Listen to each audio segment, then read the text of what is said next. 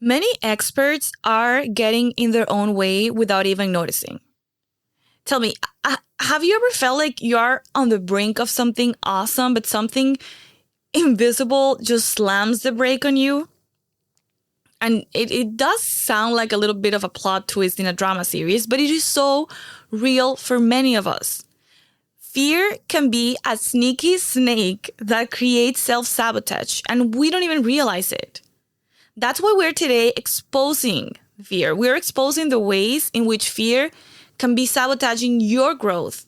And how can you overcome it so you can be courageous despite fear? I am excited for this episode, so let's go. Welcome to Creator to Leader. Are you struggling to connect with your ideal customers online? Are you confused about the most effective way to market your business? If you're ready to become the go-to expert in your industry and stand out from the crowd, this podcast is for you. Hey, I'm Eugenia. That's Eugenia in Spanish, but you can call me E. My mission is to help entrepreneurs stand out online so that they can grow their businesses. I do this through comprehensive marketing strategies, impactful content plans, and storytelling leadership. We both know you are running on caffeine and big dreams, so let's dive right in. I've been having so many behind-the-scenes conversations with people who know what they have to do, yet they feel like there's a force holding them back. And this sounds dramatic because it is dramatic. And I've realized that this force, in most cases, is fear. And before we dive into the episode, I want to ask you, have you left a review for the podcast recently? If you haven't, please take a minute to share what this podcast has taught you, something you value, something that you found inspirational, what other people might find valuable. Reviews help the show be found by other experts like you, other creators ready to become leaders, ready to make a bigger impact that aligns with their calling. Your time means the world to me. So thank you so much for your words. Okay, I have a confession to make. For the past few months, I've been struggling with feeling uncomfortable in my body. Since moving to Miami from North Carolina, I've gained a considerable amount of weight and my clothes don't fit and I just don't look and feel like myself. And I'm being transparent. I think there's nothing wrong with going through these seasons of just having a complicated relationship with your image. But the problem that I have noticed or that I noticed and that I'm actively working on is that this has paralyzed me from sharing content online and showing up because the way I look hasn't been perfect. And since I'm not feeling great about my body at the moment, I've been trying to control everything else around me. And that is affecting my growth. And I'm talking relationship, business, family, like so many things that are out of my control. When I caught this a couple of weeks ago, I really stopped on my tracks. And I knew that I first had to do kind of a deep dive internally, go on a personal retreat. And then I had to bring this to you on the podcast because sharing is caring. And I don't want to wait until I'm 100% on the other side to share this with you because I feel like I'm in a place where I completely understand when someone is having something holding them back and realizing that in most cases that is fear. So I want to share 3 of these signs that fear might be sneaking in with you. The first one is control. And control means wanting to not necessarily just own your behavior and control your actions, but controlling the outcome, controlling things that are not up to you. So when you want to control your partner, you want to control your kids, you want to control the way a person speaks and you just don't understand how that person speaks. Or maybe you're having a conversation with a friend and you're just trying to find the words to control their response or control their actions instead of just sharing your thoughts from a place of let me be vulnerable and just share my mind. Some signs that control is something that you're struggling with is being overly critical and trying to find the one thing that's wrong. Like if you are in this moment receiving feedback that, oh, everything is perfect, but you look at the one thing that's wrong, or maybe you are noticing it where it's very hard for you to find contentment and you are just focusing on the one thing that didn't come out as planned, maybe that is control that's affecting you in this moment. Also, you might be wanting to predict the future. And actually, I'm terrible at this. I am not a great, well, I don't think no one is a medium to predict the future, but I am particularly not the best at predicting what's going to happen. I do have intuition when it comes to relationships because I know and kind of understand what's happening in terms of, the energy between people. But just random situations, I'm not the best at just predicting the future. Yet, when I'm trying to regain control and being overly critical in case, like my body, I try to predict what's going to happen, like fully predict when am I going to be able to go back to my routine, like trying to predict things that are completely out of my control. And when it comes to the way we communicate, that shows up in trying to manipulate our audience's answer, right? And I was noticing this because I was writing an email the other day and I caught myself, right? I was saying something not because it was true necessarily, but because I was trying to create a response. And I literally, I finished an email and I deleted the whole thing and started over because I realized that I was trying to be controlling. So trying to be controlling, that can also come up in the way we show up online. I see this in sales content so much when a person shares a story that's overly sad and it doesn't relate to what they're selling or their transformation, but they're just trying to manipulate the audience. And maybe we can go deeper into this because I need to develop this idea further, but it's just this manipulative sales tactic that comes from a place of, I'm going to share this to try to control you. And again, this comes from fear because whenever we're trying to control the external, it usually means that there's something going on with us internally that we are not paying attention to. So how do you overcome this? I really try to go for simple tips that could make a big difference because I truly advocate for therapy and taking care of your mind, of your soul with professional help. But there are so many things that we can do for ourselves to advocate for ourselves and really take ownership and really control in a positive way of our state. And in the case of control, that starts with changing your internal state. And personally, I don't fully believe in affirmations. I think they're nice, but I do believe in calming your nervous system to create support. And there are 3 powerful questions from a marriage book I'm reading. I'm going to leave it below in the show notes that I adapted from this marriage book to the realm of confidence and our leadership skills. And these questions are amazing questions to journal on. What am I afraid of? Is my fear realistic? Can I actually control the situation? Is it worth the growth it would cost me to try to control? Is there anything in my physical body, my spiritual life, or my mental health that needs to be taken care of that I'm ignoring? For example, maybe you are not getting enough sleep. In my case, I realized that I was being overly controlling with things around my business.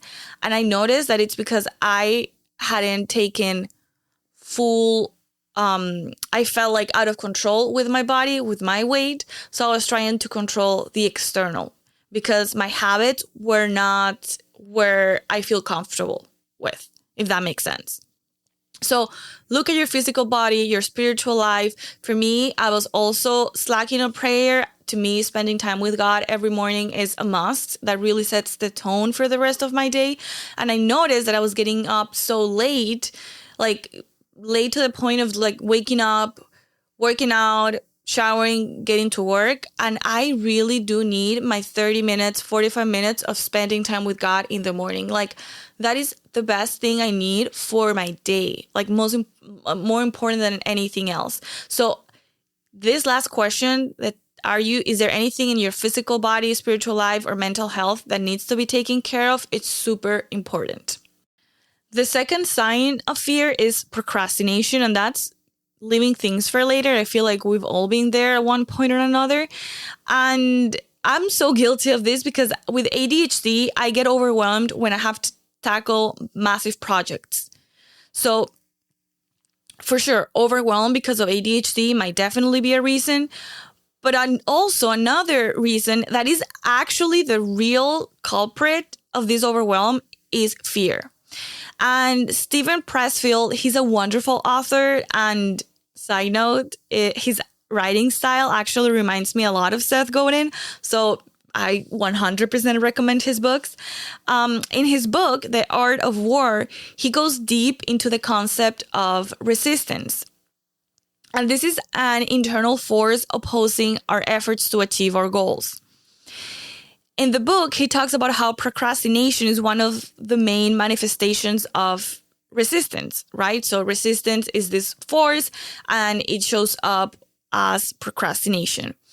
And it exists, resistance exists because we are struggling with fear. And it can be truly fear of failure. What's going to happen if I fail? Fear of success, of keeping up with this standard. Maybe we are trying to do something that's complicated and then we're afraid of having to continue to challenge ourselves to that degree for, forever, or we're afraid of having to, if your account blows up and you get 1 million followers, then am I going to have to respond to all these people? That is real fear of success, fear of judgment, fear of the unknown, right? Fear of losing control. So you see how they are all a little bit interrelated. When we procrastinate, we are often avoiding the fear instead of confronting the fear. Where we're crossing the street. And I want to tell you this because this is for myself, for so many of my closest friends, that they think that because they procrastinate, oh, I'm lazy, I'm disorganized. Not necessarily. Most likely, there's a fear issue there. It is, after all, procrastination is a defense mechanism. Even for people with ADHD, it is a defense mechanism. The thing is, the more important our task is for our growth, the more resistance we'll face because the more growth is required. So the areas where we really, really, really need to grow are the areas where we need to push a little bit harder to get to that growth. So that push is scary. It causes fear and it causes then procrastination. So how to overcome procrastination? You need to separate the task of planning from the task of doing. And if you're one of those people who sits down to work on a big project and starts looking at the big to-do list and trying to decide what to do first, you are setting yourself up for failure. And this was me for years. So I'm speaking from the heart when I say I completely understand. You want to do something massive and you sit down and you're like, okay, I'm going to work on my new podcast. So you sit down and you're like, oh my gosh, there are so many things to do. You get overwhelmed, you procrastinate. That's because you're trying to plan the task at the same time that you're going to actually do the task. So you need to separate both activities because thinking and doing happen in different parts of your brain. So if you're already struggling with fear, you need to give yourself the systems that you need to take action. So you need to approach this. I like to look at it as an onion in layers. Do things from the first big layer, what's the next smaller layer, and how can you make it smaller and smaller during planning, so then when it's time to take action, you don't have to wonder, what do I need to do today? You need to take it to the smallest task needed so you feel at peace with what you have to do. And also, don't wait for the fear to go away because it's not going to happen. It is so easy to confuse fear with intuition. You think that just because you are having this resistance, it's a definite sign that quote unquote, oh, it's just not meant to be. And no, it's not. Not necessarily. Spoiler alert. Change is scary. Stop waiting for it to go away for you to decide to take action. And finally, the third sign is perfectionism. And you've probably heard about this so many times. But a sneaky way that perfectionism shows up is in making you think that you need more time to figure out what's exactly the right thing to do. So it's not like you do revisions and revisions, which, yes, is a form of perfectionism, but it's just the fact that you keep thinking and you keep expanding the thinking period. And every time someone follows up with you and asks about that project, you say, oh, yeah, I'm just trying to figure out XYZ. I'm trying to decide if I want to do YouTube or podcast. Oh, yeah, I'm trying to figure out if I want to talk to single moms or if I want to talk to married moms. And you stay thinking and thinking and thinking. And this is not procrastination because you actually sit down and you might be doing market research and maybe you are looking at blogs and you're reading books, like you are actually taking action. You are just trying to get all the answers right before moving forward. And this also comes from fear of failure. I have a past of a good girl syndrome. And this is doing things to be liked, to get approved. And I usually see this in people who have either been heavily criticized in the past or people who are highly critical of others. And you are so used to going hard after those weaknesses or failures or how a person looks or what did they say or what are they doing. Like you are so used to that your mind is almost trained to look for what's wrong, to look for the failure, to look for the mistake. That's how you are training your mind. So how do you overcome it? First and foremost, stop being so judgy. And my friend Jocelyn actually gave me such helpful advice a couple of years ago. I feel like it was 2020, 2019, something like that. She told me to stop criticizing others and I was going to start seeing how I was going to start feeling better about myself. And she was 100% right. And also when I married my husband, he has a zero tolerance policy to gossip and commenting on people's body or physical or what they're doing or their jobs. And probably that's why I like reality TV so much, because I needed my outlet of a little bit of drama, if we're being honest. But in all seriousness, removing this almost compulsion to judge and criticize people online, that really gave me so much confidence and helped me overcome the fear of what others would say if I wasn't perfect or if I didn't get it right all the time. And it's crazy, but when you start retraining your mind so it doesn't look at the flaws in other people, you become way more compassionate.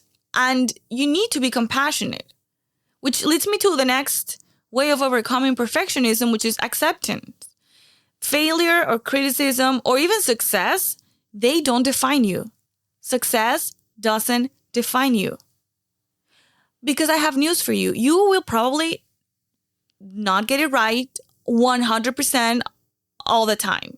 The first time. When you start posting on Instagram, sharing a new message, people will probably start sending your posts to each other and will talk behind your back through the DMs. Like, that's going to happen. Accept it.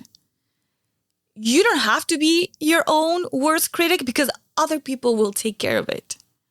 Whether you win, whether you lose, whether people send your posts to each other and they talk about how amazing you are, that doesn't define you either. That doesn't say anything about who you are as a person or the value that you have as a person. And the last thing to overcome perfectionism is to set boundaries. I had to learn this a couple of years ago and it has changed my life. You need to limit external opinions. Not everyone needs to be allowed to tell you what they think about what you're doing. It's okay to put those boundaries in place, and that doesn't make you a bad person. You don't have to overly explain. Also, those boundaries go to people who love you. Because many times people, even though love us, they don't understand what we're building. They don't have the full story. They don't have the big picture. And in the world of personal branding specifically, strategies are not always right or wrong. They just work or don't work for you depending on your goal, depending your resources, what's happening. Like, it's not just 2 + 2 = 4. So many times people give us advice, or they try to come in and tell us what they think, but they don't have that full picture. But first you need to define really your boundaries. Like, what's your limit? What do you accept? Why don't you accept? And then communicate your boundaries. What are you or what are you not available to anymore? Because it's a little bit unfair to get mad at someone because they said something that it's a boundary for you, but you've never told them that that's going to happen. I had a friend. Oh, I'm going to be honest with you. We're almost at the end. So this is only for you, the loyals here. I had a friend who used to comment on, or like our friendship was to comment on everyone else's personal life and personal decisions. And I once decided that it was a boundary for me that I would not accept for her to comment on the physical appearance of people in my life. And this friend got so mad, and they said that I was being almost betraying them and changing the friendship because I was hurting their freedom of speech. And that really changed our friendship to the point that we are not friends anymore, because to this person, me having a boundary for what they could and couldn't say was betrayal. But I communicated my boundary. So when you communicate your boundaries, you also need to accept that other people may not like it. And that is okay. Again, the rejection or the approval of your boundaries doesn't mean anything about you as a person. I am so proud when I see a person in my life or a client set a boundary, because that just speaks to how they're taking care of their own internal dialogue, of their mindset, of even their spiritual life. That makes me really, really proud. So that's a wrap on today's deep dive into facing and dancing with our fears. If this episode hit home for you, if you've picked up something that changed the game for you, please drop a review.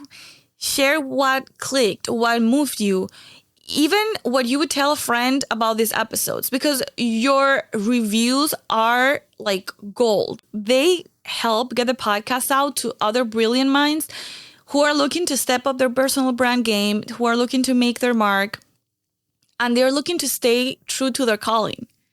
Your words mean the world to me. And I can't thank you enough for taking the time, for the support that you've shown the podcast these months. Let's keep this conversation going. Remember, fear's got nothing on you. Thank you for hanging out with me. I'll catch you in the next episode. Un beso. I hope you loved this episode. If you connected with the podcast in some way, please rate it and review it on Apple Podcasts or Spotify.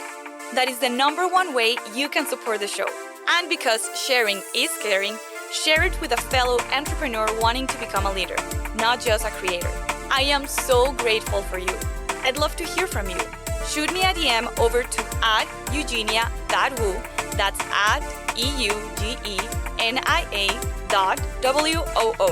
And if you only send me a microphone emoji, I will know that you stayed till the end. Thank you for listening. See you soon.